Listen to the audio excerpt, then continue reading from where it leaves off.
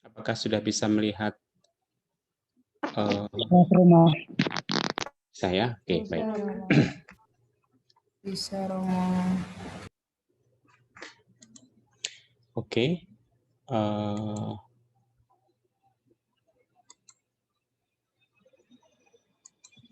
Ya. Jadi bahasan kita itu mengenai kristologi itu apa, tapi sebelumnya sekedar sekilas kita lihat kaitannya dengan filsafat. Nah, filsafat mungkin teman-teman pernah mendengar, ini adalah ilmu yang mencoba mempelajari semua hal yang bisa diindra, ya, pengalaman kodrati. Semua yang bisa dilihat, dipegang, dicium, diraba, dan seterusnya, itu dipelajari oleh filsafat. Jadi filsafat selalu mencoba mengetahui semua hal yang bisa diindra, ya, pengetahuan kodrati istilahnya, ya. Itu filsafat, sifatnya ilmiah, ya.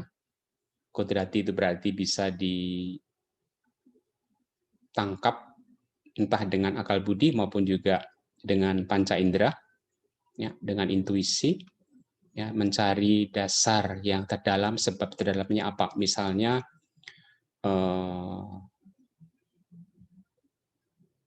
kursi, air, itu apa? Itu filsafat bisa membahas itu panjang lebar, ya. Oke, tapi bagi kita itu cukup mengetahui saja. Nah, ketika orang sampai pada pengalaman tidak bisa diindra, nah lalu orang akan mengalami pengalaman adikodrati, pengalaman yang di luar kodrat kita. Nah, maka filsafat tidak lagi bisa menjawab permasalahan adikodrati. Mengapa? Karena hal-hal yang bersifat adikodrati, ya, itu termasuk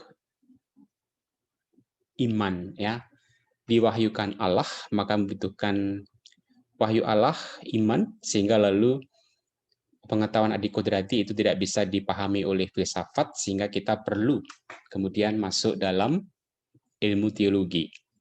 Nah, karena teologi itu bisa memahami hal-hal yang tidak bisa diindra. Jadi pengalaman adikodrati, pengalaman kehadiran Tuhan, pengalaman kehadiran Allah itu membuat orang kemudian masuk dalam teologi. Ya, dengan teologi lalu kita bisa memahami pengalaman adikodrati, karena teologi dasarnya adalah wahyu Allah sendiri yang ditanggapi dengan manusia, oleh manusia dengan iman. Oke. Jadi apa itu teologi? Teologi adalah ilmu tentang Allah. Jadi logos, logia itu ilmu. Theos adalah Allah, maka teologi belajar memahami Allah, ya. Sehingga bisa dikatakan teologi adalah pengetahuan adikodrati yang metodis, sistematis, koheren tentang apa yang kita imani sebagai wahyu Allah. Maka kata lainnya adalah refleksi iman, refleksi ilmiah atas iman kita. Jadi iman itu membutuhkan pengetahuan, ya. Apa yang dinamakan pengetahuan adikodrati, yaitu yang dasarnya adalah wahyu Allah yang mengatasi kemampuan kodrati kita. Diterima hanya bisa di dalam iman. Nah, untuk beriman sendiri kita membutuhkan anugerah Allah. Oke, itu teologi. Maka sifatnya juga ilmiah. Jadi teologi itu bukan ilmu yang mengawang-awang, ilmu yang di atas sana, tidak, tetapi itu bisa kita pelajari, bisa kita pahami secara ilmiah dengan metodologinya, metodenya disusun secara sistematis, lalu juga objektif, ya, sebagaimana adanya, tidak dibuat-buat, lalu juga kritis. Dengan akal budi yang diterangi iman, kita bisa membuktikan adanya wahyu Allah itu, ya. Maka objek materianya adalah apa yang diwahyukan Allah, iman kita. Objek formanya itu sudut pandang agama masing-masing. Nah, secara khusus teologi Kristiani itu berisi iman Kristiani, isinya apa? Yaitu Allah yang memasuki jarak umat manusia secara istimewa melalui pewahyuan dirinya sejak Abraham dan memuncak dalam diri Yesus, ya, yang kita imani sebagai Tuhan dan Kristus, sebagai sabda Allah yang menjelma menjadi manusia. Maka dalam teologi Kristiani kita berbicara tentang iman Kristiani, yaitu iman kita akan Kristus yang diteruskan melalui tradisi dari para rasul sampai sekarang.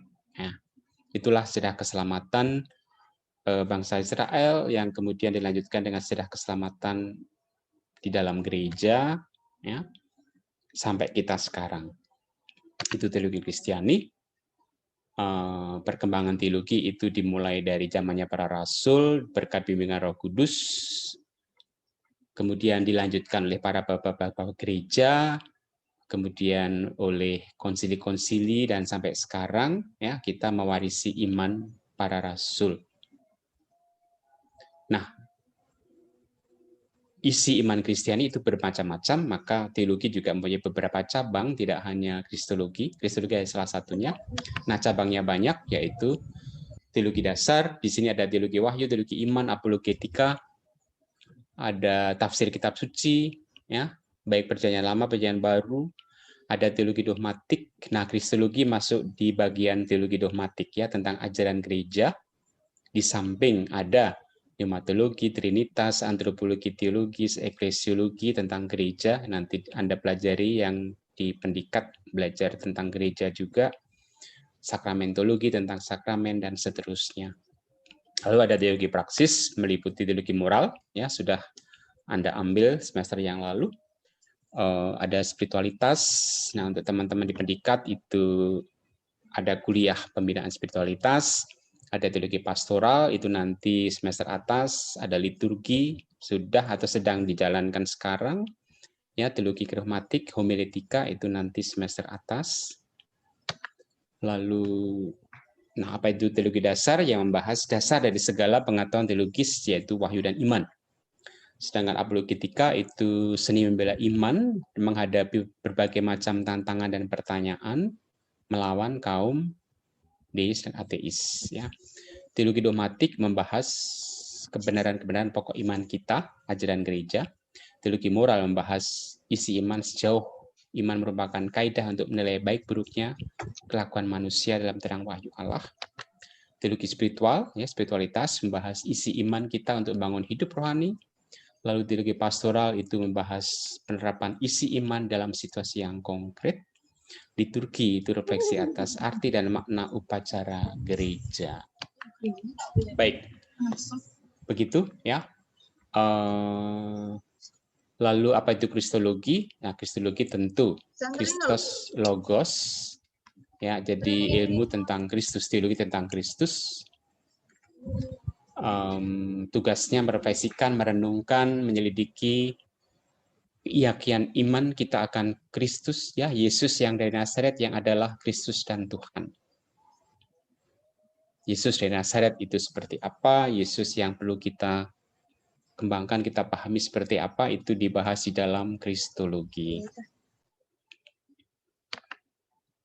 Nah, lalu kita membahas mengenai nama Yesus Kristus, ya. Yesus dan Kristus ada dua, ya. Di sini Yesus itu berasal dari bahasa Yunani, ya, tulisannya seperti itu, Yesus. Akarnya bahasa Ibrani Yeshua, Yeshua, ya, Tuhan yang menyelamatkan.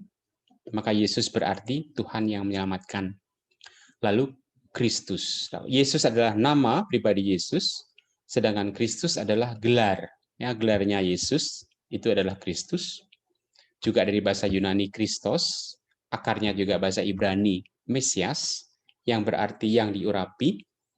Gelar ini menunjukkan fungsi dan peran Yesus dalam sejarah keselamatan, yaitu Yesus telah diurapi oleh Allah untuk menjadi juru selamat dunia. Nah, Yesus inilah yang menjadi pokok pewartaan iman kita. Itu arti Yesus Kristus. Jadi sekali lagi, Yesus adalah nama. Kalau kita mengatakan Yesus, itu berarti menunjuk pada pribadi Yesus, nama Yesus yang lahir di Bethlehem, ya, besar di Nazaret, ya, orang Nazaret, Yesus yang historis yang ada di dalam sejarah, ada data-datanya itu Yesus. Sedangkan kalau Kristus, kita bicara tentang Kristus, itu Kristus adalah gelar, ya, gelar Mesias yang diurapi, yang diberikan kepada Yesus setelah kebangkitan. Nah, di dalam masa penganiayaan abad awal, ya, secara gereja di Kekaisaran Romawi, ya, itu agama Kristiani itu dilarang, ya, sehingga mereka dikejar-kejar, dianiaya, maka mereka tidak bisa lagi merayakan Ekaristi secara terang-terangan. Akibatnya apa? Lalu mereka merayakan Ekaristi di dalam katakombe. Nah, katakombe itu apa? Katakombe adalah makam zaman dahulu, ya, makam di bawah tanah. Orang bisa melihat masuk ke bawah tanah. Nah, nanti siapa tahu nanti suatu saat Anda bisa berziarah ke Roma. Nah, Anda nanti bisa melihat ada banyak katakombe di Roma, ya. Jadi kalau Anda masuk ke katakombe itu, Anda akan melihat lambang ikan di dinding-dinding, ya. Nah, apa maknanya? Nah, ikan dalam bahasa Yunani itu adalah ichthus.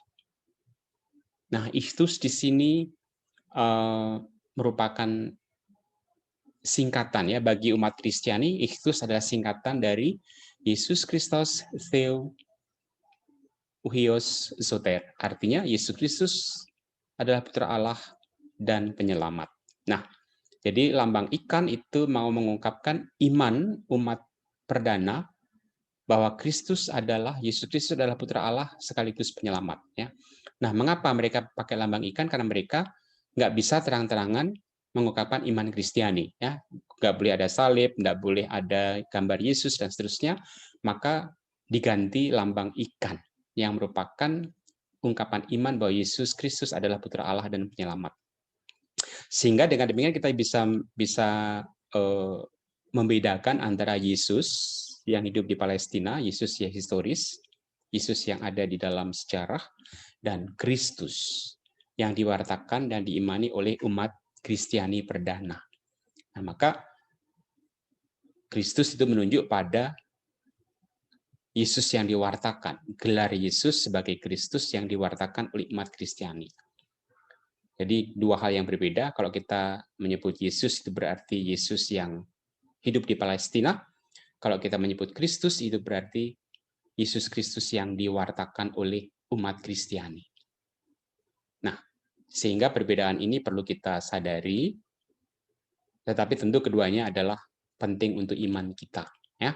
Bahwa iman kita akan Kristus itu berakar di dalam hidup Yesus yang historis. Jadi Yesus yang adalah orang Palestina yang wafat di salib, itu akhirnya bangkit,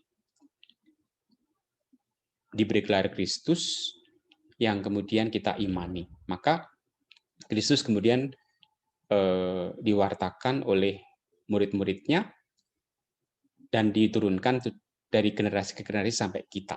Jadi kita sekarang mengenal Yesus Kristus, ya. Yesus adalah kita kenal dari kitab suci, ya, dari Injil. Sedangkan Kristus lebih banyak dibahas oleh Paulus dalam surat-suratnya, ya.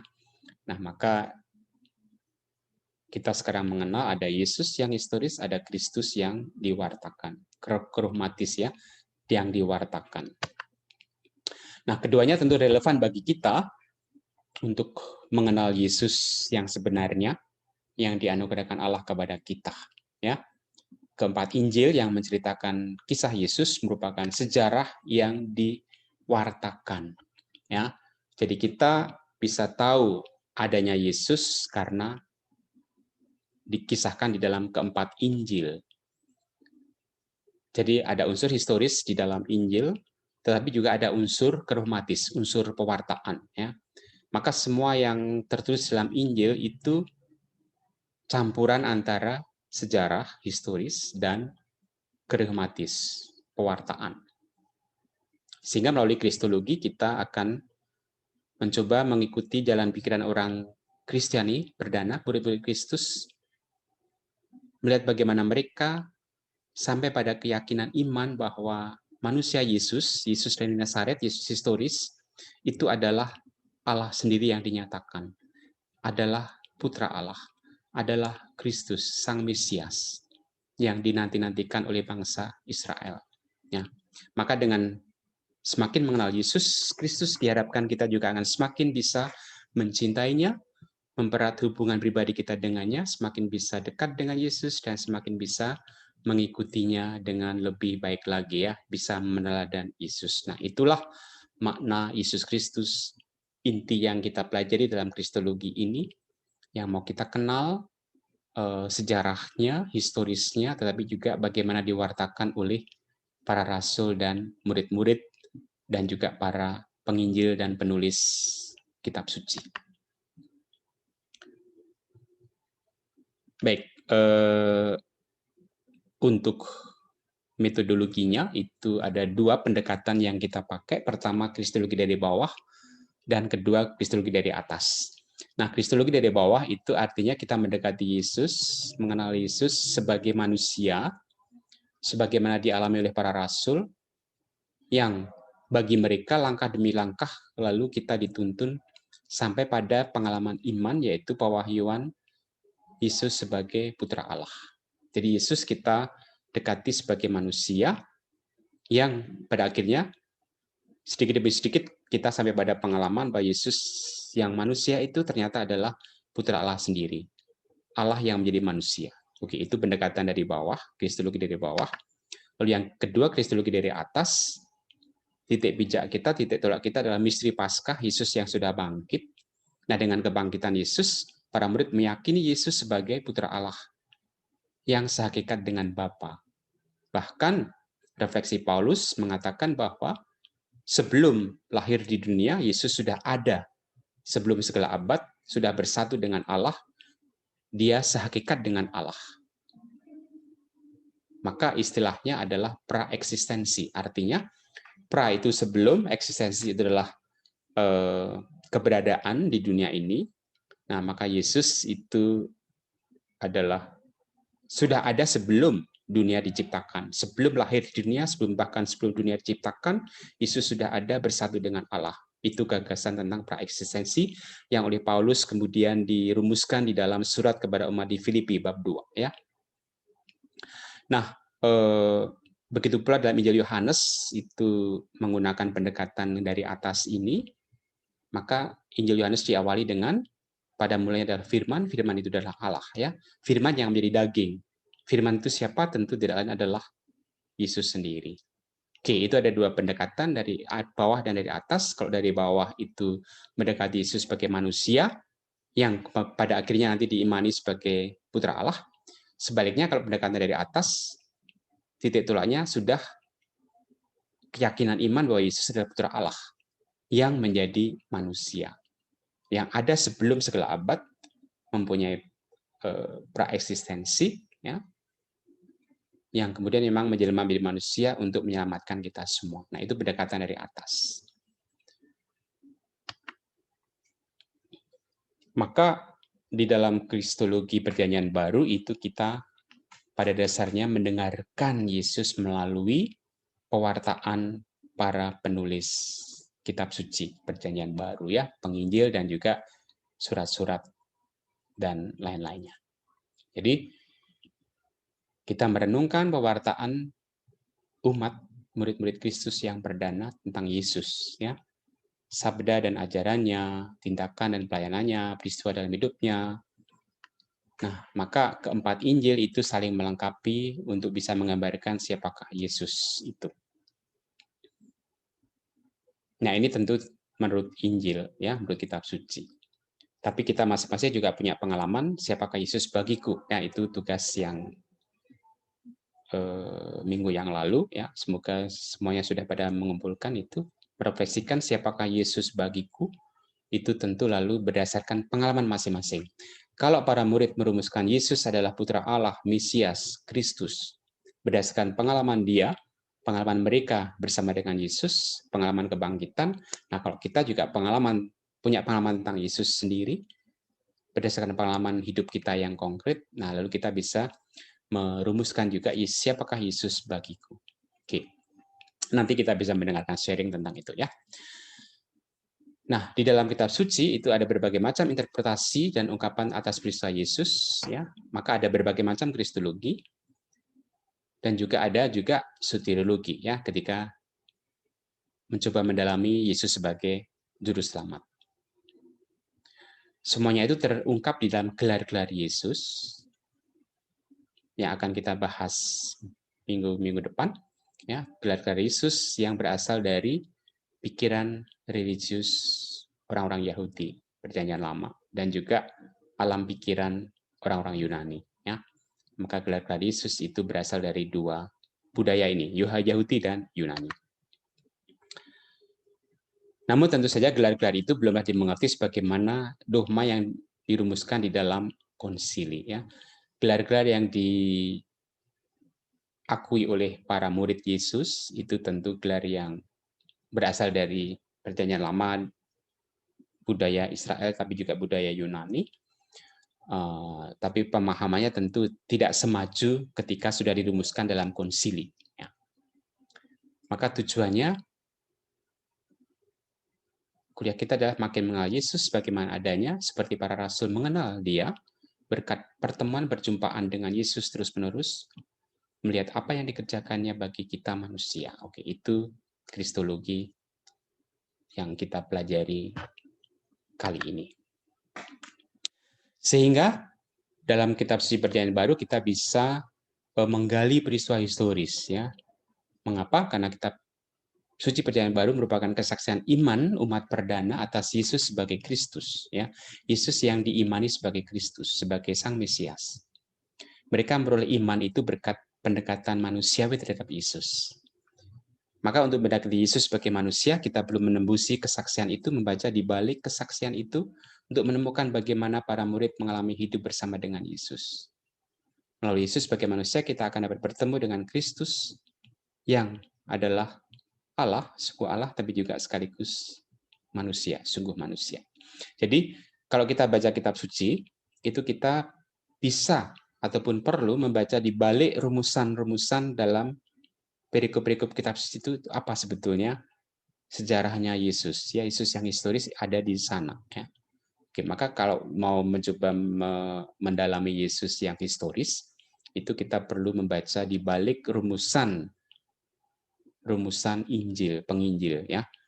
Itulah Yesus yang diwartakan, maka di balik itu ada Yesus yang historis.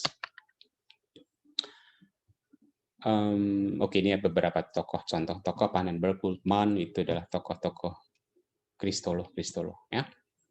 Maka bagi kita pertanyaan yang relevan bukan siapa Yesus, apa yang Dia kerjakan untuk kita, tetapi lebih-lebih apa yang dikerjakan Yesus, maka siapakah Dia bagi kita. Ya. Itulah bahasa Perjanjian Baru, itu adalah bahasa yang fungsional. Ya. Yesus mengerjakan apa, maka Yesus itu siapa. Sedangkan pendekatan yang Yunani itu pendekatan ontologis, itu mereka akan bertanya siapakah Yesus, ya. Hakikatnya itu bagaimana, itu pendekatan ontologis. Kalau kita bahasa Perjanjian Baru lebih pada fungsionalnya, ya. Yesus mengerjakan ini itu, ya, membuat mujizat, menyelamatkan orang, maka bagi kita Yesus adalah Sang Juru Selamat. Baik, itu bantuan pertanyaan untuk mendalami kristologi. Ya, oke, saya kira ini sekedar mengulang. Jadi kristologi dari bawah itu mendekati Yesus sebagai manusia, sebagaimana dialami oleh para rasul. Ya. Jadi tidak langsung kita bicara tentang kealahannya, tetapi kita bicara lebih-lebih Yesus sebagai manusia, yang kemudian lalu kita ikuti pelan-pelan bersama dengan para rasul melalui Injil, yang akhirnya kita juga bisa paham dan mengimani bahwa Yesus yang manusia itu ternyata adalah Allah sendiri, Putra Allah, Sang Juru Selamat, Kristus, Sang Mesias. Baik, jadi mengapa penting pendekatan dari bawah? Titik tolaknya situasi manusia, karena kita adalah manusia. Maka kita perlu memahami Yesus juga manusia, ya. Mengapa itu penting? Supaya kita bisa mengenal Yesus sebagai manusia seperti kita, tetapi ternyata Yesus yang manusia itu mempunyai kelebihan, nah bahkan dia adalah Allah sendiri. Jadi maksudnya mengapa kita perlu menggunakan pendekatan dari bawah adalah untuk menghindari godaan, pertanyaan, keluhan, bahwa mengikuti Yesus itu tidak mungkin karena dia itu Allah. Tentu saja Allah itu bisa mencintai musuh, bisa membuat mujizat, bisa bertahan dalam penderitaan. Ya. Nah kita manusia, tidak mungkin kita dituntut seperti Yesus sendiri. Gitu kalau melihat Yesus sebagai Allah. Tapi kalau kita mendekati Yesus sebagai manusia, Yesus juga manusia, maka apa yang dilakukan oleh Yesus sebagai manusia itu ya mestinya juga bisa kita lakukan, ya. Mencintai musuh itu memang tidak mudah, tapi Yesus bisa melakukan, dan kita pun juga berkat Yesus juga mestinya juga bisa mencintai musuh. Kalau membuat mujizat tentu kita tidak bisa, ya. Oke, itu hanya Yesus yang bisa membuat itu. Bertahan dalam penderitaan, Yesus bisa, kita juga mestinya bisa. Ya. Tidak mudah, tetapi kita bisa belajar dari Yesus. Nah, setelah Yesus wafat dan bangkit, lalu jemaat mulai sadar bahwa Yesus itu ternyata adalah Mesias, Allah yang menjadi manusia. Dia adalah nabi, tetapi tidak sama seperti nabi yang lain, punya kelebihan, ada ciri keilahian di dalam diri Yesus. Nah, dasar pengilahian Yesus, bahwa Yesus diakui sebagai Allah, itu tentu sudah ada sejak Yesus hidup di dunia, ya, bersama dengan para rasul. Maka oleh penginjil diungkapkan ketika Yesus dibaptis, ataupun ketika Yesus lahir, itu Roh Kudus sudah berkarya di dalamnya, dalam diri Yesus, ya. Bunda Maria mengandung dari Roh Kudus. Ketika Yesus dibaptis Yohanes, itu turun Roh Kudus dalam bentuk merpati. Ya. Nah, Yesus yang adalah manusia ini, pada akhirnya nanti kita imani sebagai putra Allah sendiri. Nah, pendekatan dari bawah itu diungkapkan oleh Injil Matius, Markus, dan Lukas, juga kisah para rasul, dan beberapa tulisan Paulus. Itu pendekatan dari bawah. Sedangkan yang pendekatan dari atas, itu titulannya misteri Paskah, kebangkitan Kristus. Yesus adalah putra Allah yang menjadi manusia, maka ada gagasan praeksistensi, ya, sudah ada sejak sebelum dunia diciptakan, diungkapkan oleh Paulus, Allah yang menjadi manusia. Di sini, pendekatan ini mencoba melihat Kristus yang memantulkan kebijaksanaan kemuliaan Allah sebagai gambaran Allah yang ikut menciptakan dunia. Maka di dalam kisah penciptaan itu sebetulnya Kristus sudah hadir di sana sebagai firman, ya. Allah menciptakan alam semesta dengan firman-Nya, dengan berfirman. Nah, firman itu adalah Allah Putra, tidak lain adalah Yesus Kristus sendiri. Ciri ilahi Kristus ditekankan bahwa dia itu berbeda dengan manusia lain, ya. Bahwa Yesus benar-benar manusia yang mati di salib. Bahwa yang dari diri Allah Bapa dalam Yesus Sang Putra hanya dimungkinkan oleh kesatuan Yesus dengan Bapa dalam Roh Kudus, ya. Jadi kristologi ini pendekatan dari atas itu bersifat trinitaris dan pneumatis, ya. Trinitaris itu Allah Tritunggal, Bapa, Putra, Roh Kudus. Pneumatis itu Roh Kudus, ya, yang berkarya dalam diri Yesus. Tokohnya Karl Barth, teolognya, oke, ini sekedar pengetahuan saja.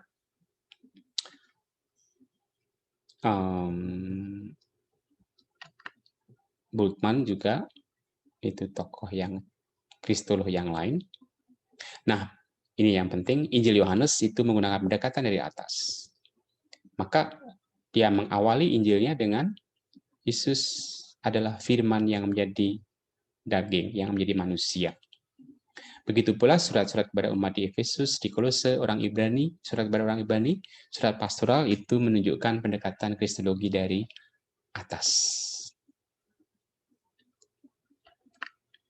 Nah, kedua pendekatan kristologi dari bawah dan dari atas itu saling melengkapi, keduanya merupakan ada di dalam perjanjian baru, ya, maka kita mempertahankan pendekatan keduanya untuk memahami bahwa Yesus adalah manusia, sungguh Allah, dan juga sungguh manusia. Baik, itu beberapa hal. Saya cukupkan sekian dulu. Mungkin ada